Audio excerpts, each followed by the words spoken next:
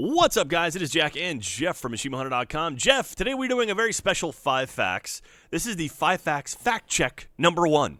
Okay. So Franco, I guess, got tired of finding real facts, so now he's going to be making up facts, and you have to tell me whether or not that fact is true or false. I thought we already had a game show. Well, now we have the Achievement Hunter game show. All right, let's do it. We're going to add it to the poll. I'm going to go 5 for 5. All right, you're going to go 5 for 5. All right, so there's going to be 5 facts in different games, and then you tell me whether or not you believe, or I mean, you can tell me whether or not you believe they're true or not, but I'll tell you which one is. Kind of like the Mike Walker game from the Howard Stern show. Precisely. Exactly. Well, it's going to be, whatever. Okay, here we go.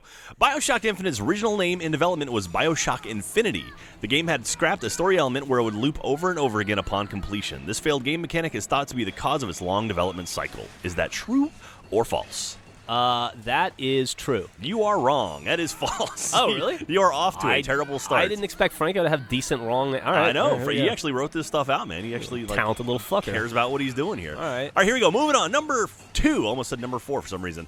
There is a gene and a protein named SHH, which determines proper growth in developing human embryos. SHH actually stands for Sonic Hedgehog and was named after the Sega video game character. Is that true or false? Yes. I'm going to say true. That is true. You are correct. Ding, ding, ding. Add in the noise and video effects.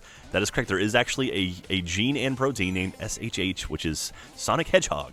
All right. Not that'd be STH, but no, it's SHH. All right. Moving on. Number 3. The creator of the puzzle game Tetris played with Lego bricks frequently as a child, and they acted as a major inspiration when he was designing the game in 1984. I'm going to say that's false because they didn't have Legos in Russia during the Cold War. That you are correct. That is false. I'm sure they did have Lego bricks in Russia, though. Yeah, sure. If you were fucking Rasputin, maybe. Although he was pre-Lego. You figured Denmark's pretty close to Russia, right? Just the side on the other side of Europe. All right, number 4. Namco had an official Pac-Kid game in development after the success of Pac-Man and Ms. Pac-Man. However, the idea was thrown out after financial concerns. False. That is false. Franco has a little note here. There were some games close to this concept, but none of them were official. Midway, the company responsible for these unauthorized spin-offs, had their business ties with Namco severed after Namco sued them for abusing their licensing agreement. So that's kind of cool. There actually were games close to that. All right, last but not least, number 5. Here we go. I think you are, You are 2 for 3 or 2 for 4? 3 for 4. 3 for 4. All right, it's not bad. 75%. Moving on, number 5. Nintendo owns 2 pornographic parodies of Super Mario Brothers starring Ron Jeremy. They are called Super Hornio Brothers and Super Hornio Brothers 2.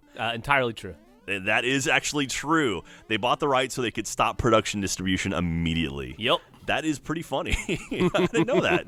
Wow, so Nintendo actually owns some porn. Well, there you go. Well, I mean, the company itself owns some porn. Who would have thought a card company would have gone on to make their own porn? But anyway, that's kind of fun. That's 5 facts fact check number 1. I'm sure we'll see more of these in the future. Yeah, I had a good time.